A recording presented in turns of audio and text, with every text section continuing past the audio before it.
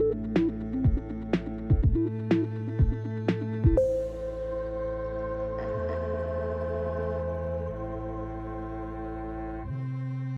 guys, welcome back to releasethecraftin. Priscilla here with another episode of Storycraft. And this one, for some of you, will be the long-awaited episode. For those of you just joining me, you don't know what you were waiting for.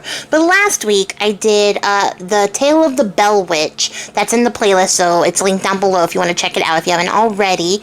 But I mentioned in that story that when it was requested for me to do the story of the Bell Witch, the first story I thought about, the story that I thought that they were talking about, was who put Bella in the Wych Elm, and I was pleasantly surprised because I got to learn about a new haunting, and but I told you guys in that video I was going to tell you the story of who put Bella in the Wych Elm, and we were just going to follow up in the following week, and ta-da, here we are, it's the following week, so we're going to do it. We're jumping in. This is actually going to be a first for the Storycraft series, because I've never done true crime on Storycraft before, but here we are. Who Put Bella in the Wych Elm was actually a true crime, unsolved mystery that comes to us from England. And I'm going to tell you guys right now up top, it is unsolved. So if you're the type of true crime person who only likes to listen to stories where they have caught the person responsible, this is not that tale. I'm sorry. I have a whole playlist of fun things that aren't true crime related, but you might also like. Check out the Storycraft playlist, blah, blah, blah, description below. Also, up top, I have a Patreon. If you guys haven't checked it out already, could you? Maybe? The link for that is also in the description box. It's pretty cool. I do cool stuff over there. I do a podcast. I do extra videos, long craft with me's, and then on upper tiers, there are witchier things, there are plannery things, there are Grimoire-related things. I do the things, and you can check them all out on my Patreon, linked below. Alright, now, jumping into it. Our mystery takes us all the way back to April 18th in 1943. World War II is still ravaging Europe, and there are 4 teenage boys in Birmingham, not Hammed. Words are really hard, but in Birmingham, England, and they were out hunting for eggs. They were doing this because rations were pretty scarce at the time. There's a war going on. They're trying to find some food, but they're in Hagley Woods on someone else's property, basically scrumping for eggs. And while they're out there, one of the boys calls dibs on this, like, rather large, rather gnarly looking wych elm, and that is witch, W-Y-C-H. And a little bit about wych elms, guys. Wych elms are Ulmus glabra. The wych elm, or the Scots elm, is one of those proliferate species of European elm across Europe. The name wych elm actually comes from the Old English word witcha, W-I-C-E, meaning supple. It has nothing to do with witchcraft. This is important. You'll see why.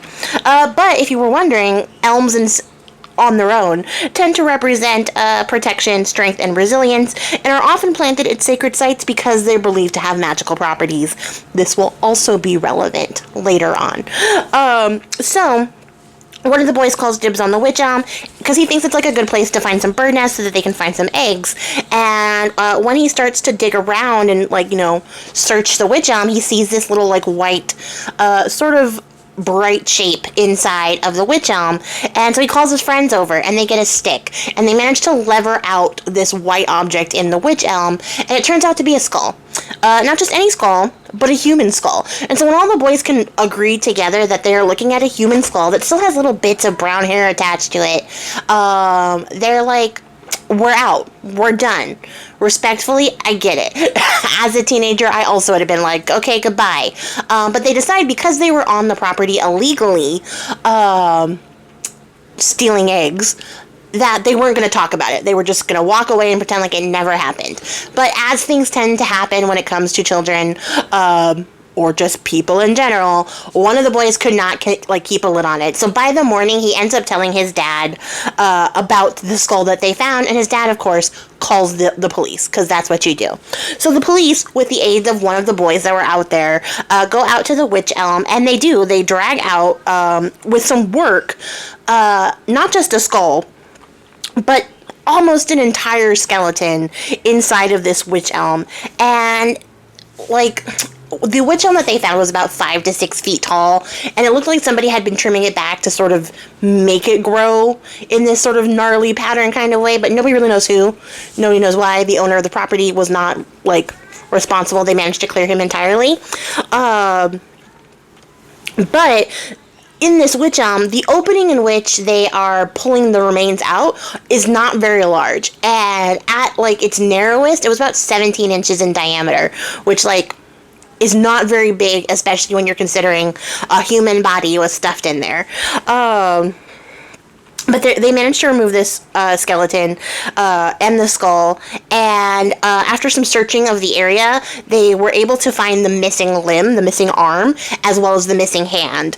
And the police concluded that the arm and the hand had been removed by, like, scavengers, like a fox, and, you know, moved away from the area, and that's what happened, which is a very natural thing to have happened. Scavengers will often pick up body parts and remains and move them away from the original burial site.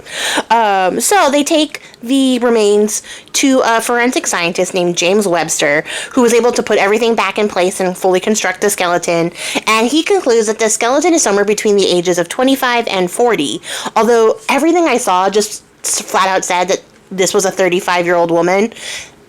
I don't know how everyone just agreed that it was 35, like 35 was the age between 25 and 40. But even James Webster starts to say that she's a 35-year-old female. Nobody says how they got to this conclusion. So, take it or leave it.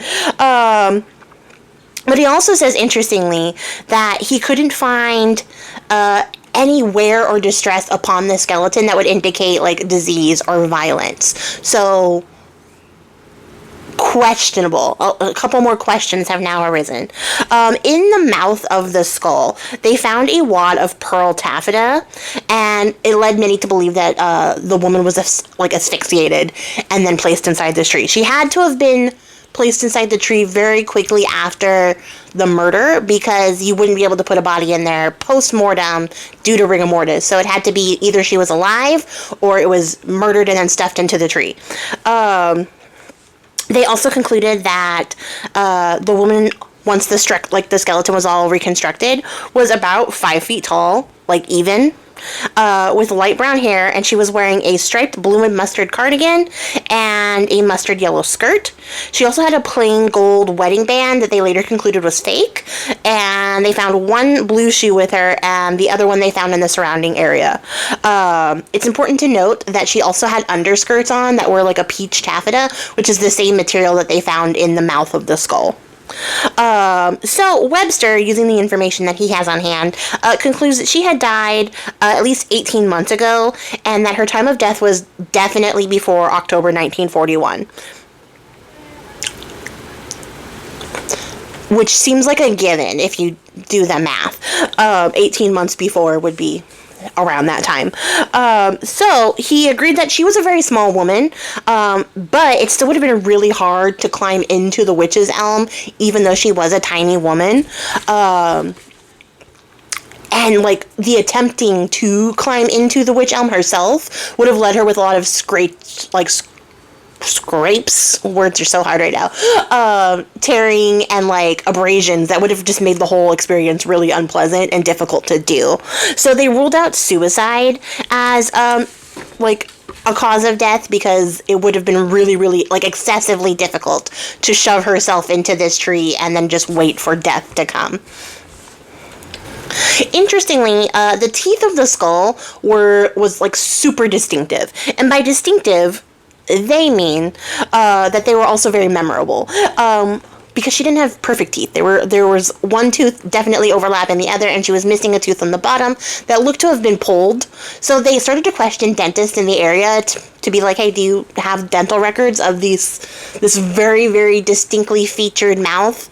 And they came up with no results. So nobody in the surrounding areas had any dental records that would indicate that our woman in the tree was a local. So police started to check out missing persons records from the area and, of course, the surrounding cities to see if maybe she was a little bit farther afield, but they weren't able to find anyone who matched the remains that they found in the witch elm. So then they put out the information to the public, and they received a bunch of calls. And basically all of those calls didn't lead them any closer to identifying the body. They kind of went nowhere. So the case went cold, like really cold. In March of 1944, which is about a year later after the discovery, there was an abandoned building that ends up getting graffitied with like a piece of chalk that says, "Who put Bella in the Wych Elm, Hagley Wood?" And it's like giant lettering, and it's also high enough that it can't be children. Although, like, I know that ladders were invented at the time, so it's weird to rule out children entirely, but they're assuming that it's an adult man, given by, like, the height in which the graffiti is placed. But this is the first time that the remains are actually named. And this is where we get the name Bella for the Wych Elm. And I'm going to be calling her Bella going forward, because we never figure out who she is, so we don't really know her name. And she deserves some kind of name. When they issue like a statement about this graffiti incident and ask for further questions, they get another report about a house on another part of town that had been vandalized in the same fashion a couple months prior, but it said, "Who put Lou Bella down the Wych Elm?" So now we have a variation of the name. The method of graffiti was the same at both places, so they both used chalk. The handwriting and the spelling of which, WYCH, led people to believe that it was one person doing all their graffitiing and that they were a local because they knew the correct way to spell Wych Elm. By August of 1944, more graffiti appeared. It started to just like pop up all over town. Same MO, same handwriting, same like material, and a call out to Bella in particular. There was another instance of graffiti where, same sort of phrasing, except that this time she was called Clarabella. This is interesting. We'll see why in a second. But now we have Bella, Lou Bella, and Clarabella all as possible monikers for the skeleton found in the Wych Elm. Authorities were pretty baffled, and they couldn't find any leads on anyone missing with the names Lou Bella, Clarabella, or Bella in the area of Birmingham or the surrounding areas. And in 1953, 9 years after all of this graffitiing goes down, they do finally manage to arrest this graffiti artist. And it is a grown-ass man who, after much questioning, they rule out as having any knowledge of this case or anything like that. It just seems like he was capitalizing on the hype of the things that were going on at this time and decided to coin the name Bella himself to sort of stir up some like fuss and muss about the case and, you know, garner some attention. But they really couldn't find anything conclusive from him. He had no knowledge of this case or anybody named Bella, as a matter of fact. So this is just something this guy did at random, but the name stuck. So the case is still unsolved, and this was like sort of the end of like the like solidified bit of information, like concrete evidence and hard like information that they could find. Now there are like a dozen theories and all sorts of speculation wildly on what this could possibly be. I'm going to toss a couple at you really quick on the theories that have come up. The first one is going to be the saddest one to me because nobody really followed up on this one. But there is a sex worker in the area of Birmingham who worked on Hagley Road, who went missing 3 years prior to the discovery of Bella. Her name was also Bella. And authorities were like, it's probably not her, and this sort of left it there. Given the time frame, it's really reasonable that they would have just not followed up on the death of a sex worker or the disappearance of one because they didn't really treat them like people at the time. So a lot of those cases unfortunately go unsolved because people regard sex workers in a different light than they would just a normal person off the street. But to me, I'm like, it seems like maybe this is very possible. Her name was also Bella, so maybe this crazy graffiti artist knew a little bit more than he was letting on. But yeah, she disappears from the record. Nobody ever hears from her again. There's no news of her turning up somewhere else. So she is a very likely candidate for Bella in the Wych Elm. Another theory is that during an air raid, our Bella, question mark, moniker, fake name Bella, not to be associated with the sex worker, could have run off into the woods to like seek cover from the bombs and had been attacked while she was out there. And that's sort of where they're sort of concluding that she had to have been attacked, because how else would the taffeta have gotten into her mouth? And then her attacker would have needed to shove her into the tree, which all accounts sort of dictate would be very difficult given how small the opening of the tree was. But not impossible, just very difficult. But that is a theory. It's not a very interesting theory. It's a very sad theory of a woman getting attacked while trying to seek cover from bombs, and her screams would have been unheard because of how loud the bombs would have been at the time. So it is possible, and it's also possible that this could have been the missing sex worker, Bella, as well, doing the same thing. The only thing that sort of discredits the Bella the sex worker theory is that she was missing for 3 years, so she would have had to been kept alive for like a year and a half before the death of this person. But then again, like, I don't think that's a crazy thought, because we hear about people being kept in people's houses for a long period of time and then turning up dead or escaping nowadays. So it's very possible something like that could have happened. It's also very possible, because they said that she died at least 18 months prior, not precisely 18 months prior, that she could have died 3 years ago. And they're just guessing that she died in October of 1941. We'll never know. Another theory, and this is the craziest theory, you guys, is that this is given to us by Egyptologist and folklorist / occultist Dr. Margaret Murray, and she believed that this was all dark magic. She says that there is a coven in, like, Britain. There's lots of little covens in Britain, and that they specifically did this as a ritualistic sacrifice to return what was taken from the land as, like, a harvest ritual. So to replace all the food that we're harvesting during farming time, like, that we're farming during harvest time, you then return it with a sacrifice to the land, which is why the body was placed in a tree, because it was being returned, like, symbolically to the land. She also tied it to another death in the area where a local man had been beaten with a cane, and then his walking stick, and impaled by his own pitchfork, which people also believe to be some sort of ritualistic, symbolic type killing. So she said both were related to the same coven of dark magic practitioners that we would now refer to as devil worshippers. She also stated that the removal of the hand was part of the rite, including, like, in a hand of glory type of way. It was a very symbolic aspect of this ritual, and that that coupled with the body in the tree, like being interred in the tree, was like what made this very evident that it was in fact dark magic, which is kooky. It's kooky. But she believed this to be very true. Donald McCormick, an author, stated that Hagley Woods was long to believe have, like, a coven of witches within it, and that it was a very common ancient practice to trap a wicked witch inside the tree to prevent them from doing harm. I've never heard of this, but it's not untrue just because I've never heard of it. There were a couple of seances and psychic type investigations. Somebody went on a whole, like, trip to gain, like, some evidence about what happened in the woods. And a lot of this information has been sent to the police. There is no word about what the police did with all of these hot tips that they got from local spiritualists, occultists, and people who were just going on little psychedelic rides to gather information from the great beyond.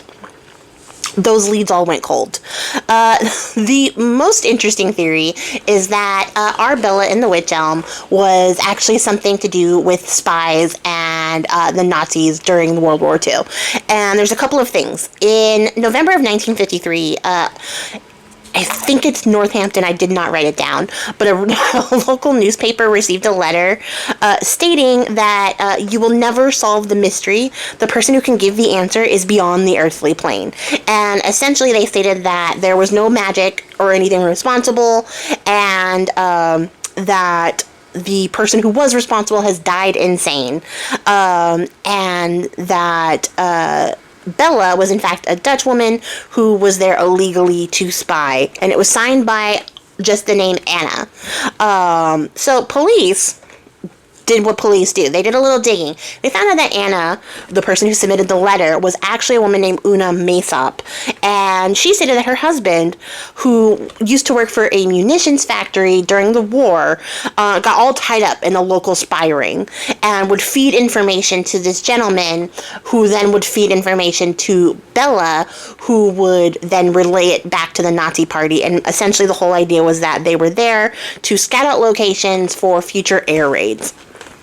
And she claimed that her husband and the other man in the spy ring were out drinking, and they got into like a little back and forth tiff with Bella, and then while they were drinking, she got super intoxicated, passed out, and they thought it would be really funny, like a fun joke, to then stuff her into the Wych Elm and leave her there. And unfortunately, when she woke up, she couldn't remove herself from the tree. She was wedged in so tightly, and she ends up dying. And she went on to state that her husband was plagued by nightmares because of the guilt that he had with this, and would often state that he would have nightmares of a woman in front of the tree just staring at him, to the point where he ended up having to be committed to a hospital, where he would later go on to die.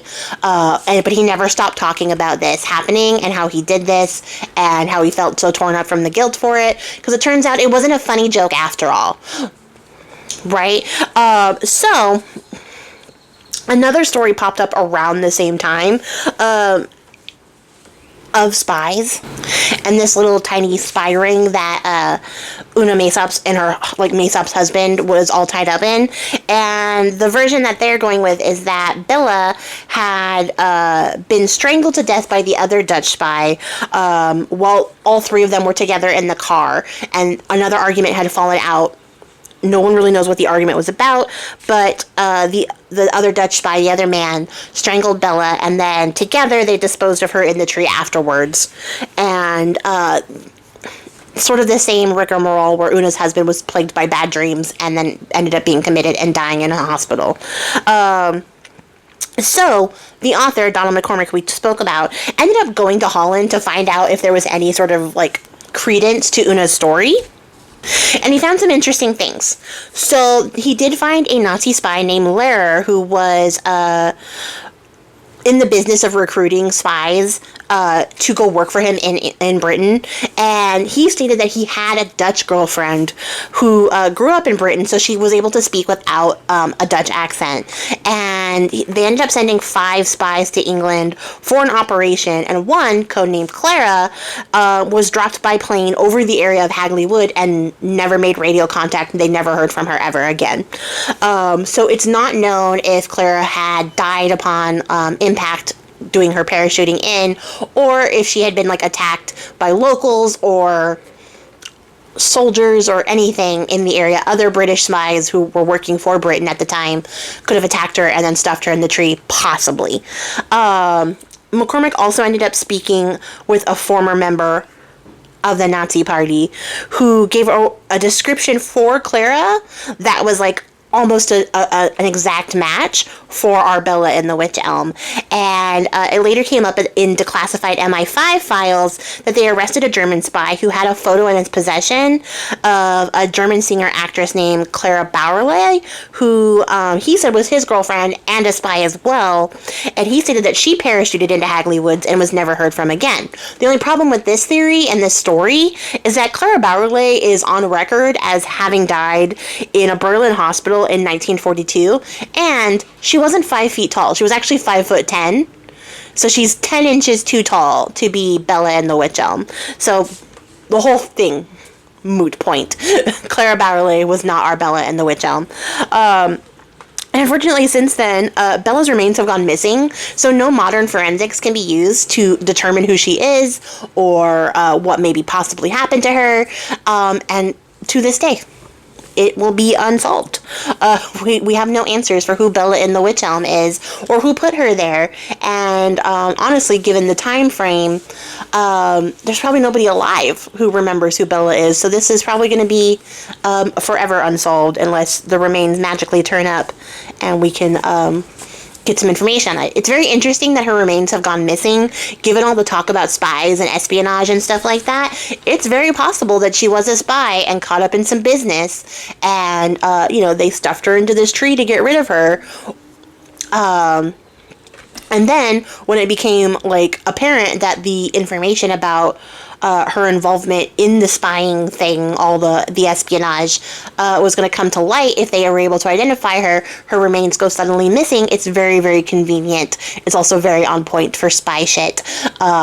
So, you know, it's very possible. It's the most likely theory.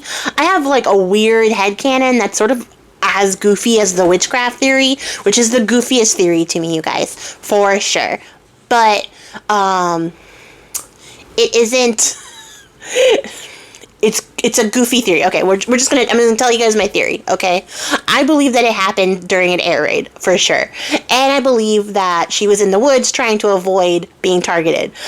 Because of the unspecific nature of, like, how she died or how long she was dead, I think that a bomb fell in Hagley Woods and she got blown into the tree, and that's how she got wedged in there.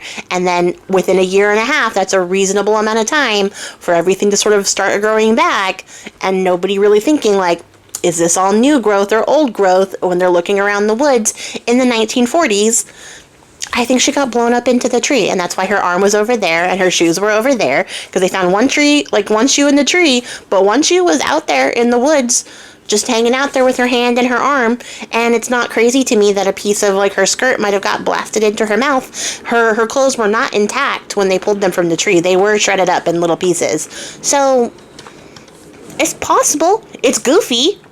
It's a goofy theory, but I think it's also possible. It's a lot more possible than a dark coven trying to return life to the land by sacrificing a random woman they found. I also think probably, in my personal headcanon, the most likely theory is that it's our missing sex worker, Bella. Just because of the way that sex workers tend to get treated in crimes, even nowadays, where they don't really regard them as human, so they don't really investigate it to difficulty or, like, you know, too in depth. I think that that's also a very likely theory. I don't really, like, buy into spy stuff because I find it to be boring, so it could be spy stuff. It's just not as exciting to me if it is spy stuff. I'm not, like, a James Bond fan, so I'm not the best, like, critic of spy things. I don't even like Mission Impossible. I only like Henry Cavill's one scene in Mission Impossible, and that's all I like when it comes to spy stuff, so I'm not the best when it comes to spy things. So while it does seem to be the most credible of the theories, it's not my favorite one. So yeah, that is everything I know and have to say about who put Bella in the Wych Elm. I hope that you guys enjoyed this one. I don't think I'm going to revisit a lot of true crime because it makes me sad to talk about. It's not as fun as doing stories and things, especially like in this case where it's unsolved. It's a little bit sadder because we'll never know, and I want to know, and that's sort of the thing. But if there is something particularly kooky or strange that you would like to hear about in the realm of true crime, let me know. I'll look into it and we'll see if we can share it. I don't plan to do a lot of true crime things, but if there's something like that stands out, then yeah, I'll visit it on this segment. But if there's a story or another mysterious haunting type thing, or a folktale or a bit of mythology you'd like me to talk about, you can also leave those requests down below. Right now, the only thing keeping Storycraft running is your request, and thankfully I have about 10 of them to keep us going for a little bit. But I'll need more if you want to keep going. So yeah, that's what we're going to do, at least in this format. But that's going to be it for me, you guys. For right now, I will catch you all in the next one. I appreciate your faces. And until next time, guys, happy crafting. Bye!